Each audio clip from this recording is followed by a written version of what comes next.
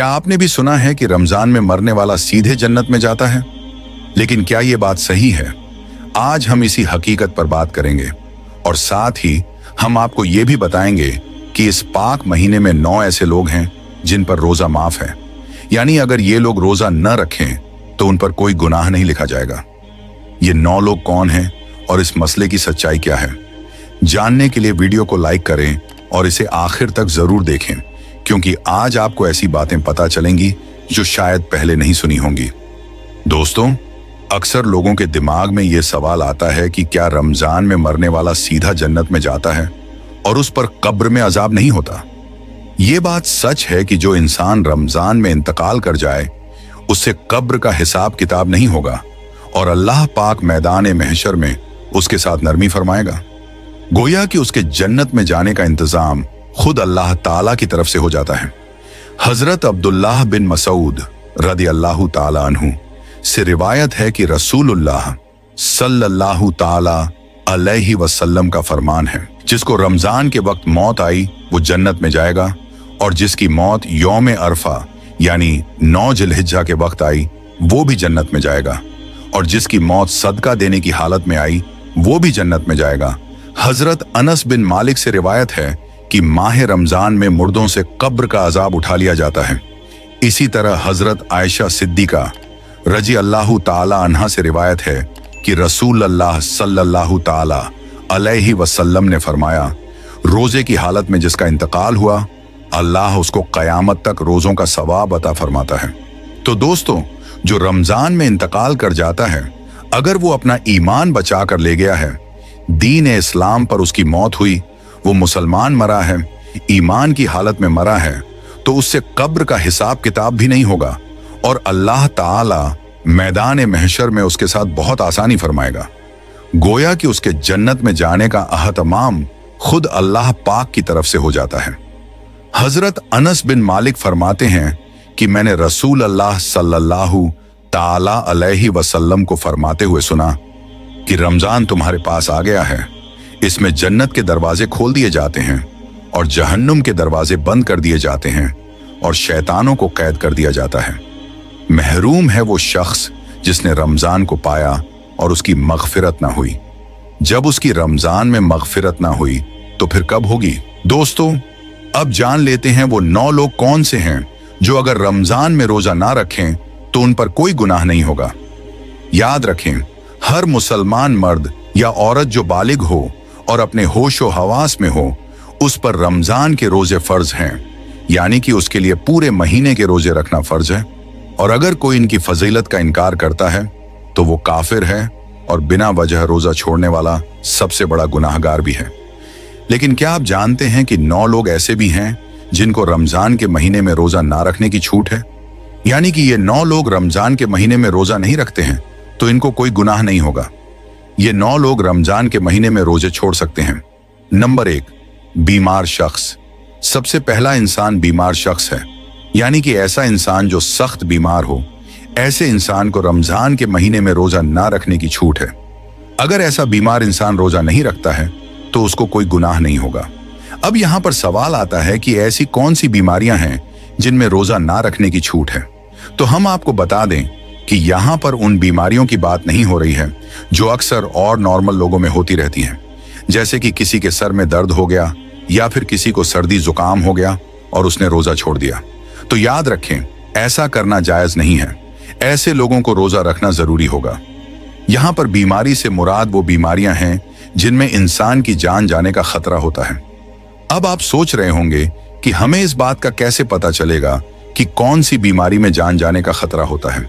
तो हम आपको बता दें कि इस बात का आपको ऐसे पता चलेगा कि अगर कोई माहिर डॉक्टर आपको कह दे कि अगर आप भूखे प्यासे रहेंगे, अगर आपने रोजा रखा तो आपकी जान जाने का खतरा हो सकता है, या फिर डॉक्टर ये कह दे कि अगर आपने रोजा रखा तो आपकी बीमारी दूर नहीं होगी या फिर आपकी बीमारी और ज्यादा बढ़ जाएगी। ऐसी सूरत में रमजान के महीने में रोजा छोड़ना जायज है, यानी कि छोटी मोटी बीमारियों में रोजा छोड़ना जायज नहीं है। अब यहाँ पर अगर किसी ने अपनी बीमारी की वजह से कुछ रोजे छोड़ दिए हैं तो याद रखें कि उसको उन रोजों को बाद में रखना पड़ेगा जब उसकी बीमारी दूर हो जाएगी, यानी कि जब उसकी बीमारी ठीक हो जाएगी, तो उसे उन छोड़े हुए रोजों को कजा करना होगा। अब अगर किसी की बीमारी ऐसी है कि वो बीमारी फिर कभी ठीक ही नहीं हुई और उसका आखिरी वक्त करीब आ गया, तो ऐसे में उसे अपने घर वालों को वसीयत करनी चाहिए कि मेरे इतने रोजे छूट गए हैं तो उनका फिदया अदा कर दिया जाए। फिदया ये है कि हर एक रोजे के बदले में एक मिस्कीन गरीब को दोनों वक्त पेट भर के खाना खिलाया जाए। नंबर 2, हामिला औरत यानी कि प्रेग्नेंट औरत। दोस्तों, दूसरा इंसान वो औरत है जिसके पेट में बच्चा है, यानी कि जो हामिला हो, प्रेग्नेंट हो। अगर ऐसी औरत को या फिर उसके बच्चे को जान जाने का खतरा हो, तो ऐसी औरत भी रमजान के महीने में रोजे छोड़ सकती है। ऐसी औरतों को भी कोई गुनाह नहीं होगा, यानी कि ऐसी औरतों के लिए भी रोजा ना रखना जायज है। लेकिन याद रखें कि ऐसी औरत भी अपने छोड़े हुए रोजों को बाद में रखे, यानी कि जब उसकी सेहत तंदुरुस्त हो जाए तो उसे उन छोड़े हुए रोजों की कजा करनी होगी। इसके अलावा अगर कोई औरत हामिला है और कोई डॉक्टर उसे कह दे कि अगर वो रोजा रख लेती है तो उसे या उसके बच्चे को कोई नुकसान नहीं होगा, तो फिर ऐसी औरत को भी रोजा रखना जरूरी है। नंबर 3, ज्यादा बुढ़ापा होना। तीसरा शख्स वो है जो अपनी उम्र के आखिरी पड़ाव में पहुंच गया, यानी कि इतना ज्यादा बूढ़ा हो गया हो कि अपनी जगह से उठ भी नहीं सकता, बैठ भी नहीं सकता। अगर कोई शख्स अपने बुढ़ापे की वजह से इतना ज्यादा कमजोर हो चुका है कि उसमें रोजा रखने की बिल्कुल भी ताकत ना बची हो, तो याद रखें, ऐसा शख्स अगर रमजान के महीने में रोजा ना रखे तो उसे कोई गुनाह नहीं होगा, यानी कि ऐसे बूढ़े शख्स के लिए भी रोजा छोड़ देना जायज है। मगर याद रखें कि ऐसे बूढ़े शख्स के लिए भी फिदया का मसला आता है, तो चाहिए कि वो अपना फिदया अदा करे, यानी कि किसी गरीब मिस्कीन को दोनों वक्त पेट भर के खाना खिलाए। नंबर 4, दूध पिलाने वाली औरत। दोस्तों, पहले जमाने में ऐसी औरतें होती थीं जो पैसे के लिए दूसरे के बच्चे को अपने साथ रखती थीं और 2 या 2.5 साल तक उन्हें दूध पिलाती थीं, यानी कि वो दूध पिलाने की ठेकेदारी लेती थीं। ऐसी औरतों को रमजान में रोजा ना रखने की छूट दी गई थी, मगर अब ये सिलसिला लगभग खत्म हो चुका है और अब जो माँ अपने बच्चों को दूध पिलाती है, अगर कोई माहिर डॉक्टर ये कह दे कि उसने अगर रोजा रखा तो उसके बच्चे को नुकसान हो सकता है, तो ऐसी औरत रमजान के महीने में रोजा छोड़ सकती है और उसे कोई गुनाह नहीं होगा। लेकिन याद रखें कि ऐसी औरतों को बाद में उन छोड़े हुए रोजों की कजा करनी होगी, यानी कि जब उसकी सेहत तंदुरुस्त हो जाए तो उसे उन छोड़े हुए रोजों को पूरा करना होगा। नंबर 5, पागल या दीवाना शख्स।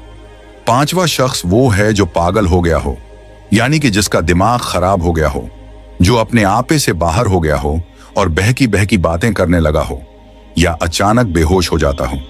ऐसे इंसान के लिए रमजान के महीने में रोजा ना रखने की छूट है, यानी कि अगर कोई पागल आदमी रोजा ना रखे तो उसे कोई गुनाह नहीं होगा, मगर अगर बाद में उसका दिमाग ठीक हो जाए, वो तंदुरुस्त हो जाए, तो फिर उसे उन छोड़े हुए रोजों को कजा कर लेना चाहिए, यानी कि बाद में उन रोजों को पूरा कर लेना चाहिए।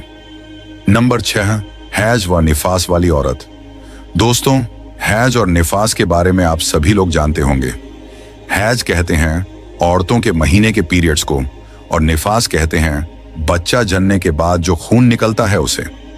ऐसी औरतों को भी रमजान के महीने में रोजा ना रखने की छूट है, यानी कि इन औरतों के लिए रोजा रखना जायज नहीं है।